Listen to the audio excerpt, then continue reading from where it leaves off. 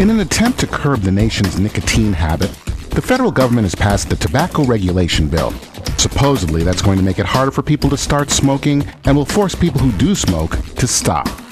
Somewhere along the line, we all know cigarette prices will go up to again pay for health care for children. And few will bat an eye because we all know cigarettes are evil, as are those who use them. Or are they as bad as we've been told?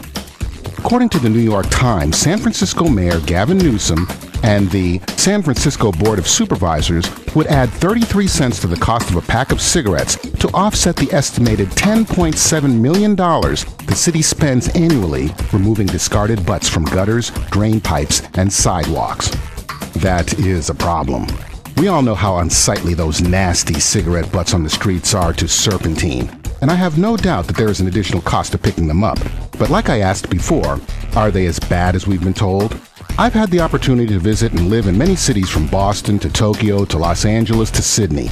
And when I've walked through American cities, I must admit, butts strewn about are an eyesore. But here's something else to think about.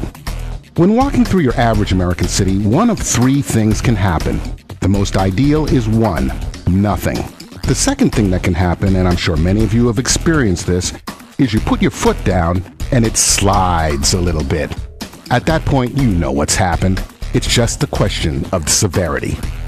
As disgusting as cigarette butts may be, they've never stuck to my shoe, requiring me to take a twig or some other sacrificial instrument to clean out some dog's business out of my sneaker grooves.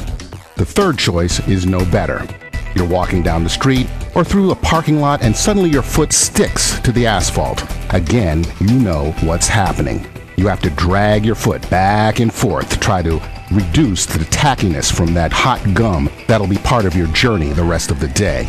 And when it gets to nasty, let me really put this in perspective.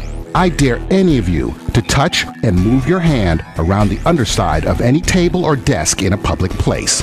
There, you're guaranteed to not only find fossilized gum, but also the dried bodily secretions left there by nasty people who aren't smokers. So the government and anti-smoking Nazis can come after all the evil smokers they want because that's much easier than going after dogs, mostly children, and more than half of women, and plain old nasty people too lazy to get a tissue. But now that I've put things into proper perspective, if you had to make that choice, a few butts on the ground don't seem to be that big a deal at all. This is Bob Parks, Black and Right, and you can find my columns, videos, and radio rants online. I'll be back here next week at the same time on 97.3 FM WJDF.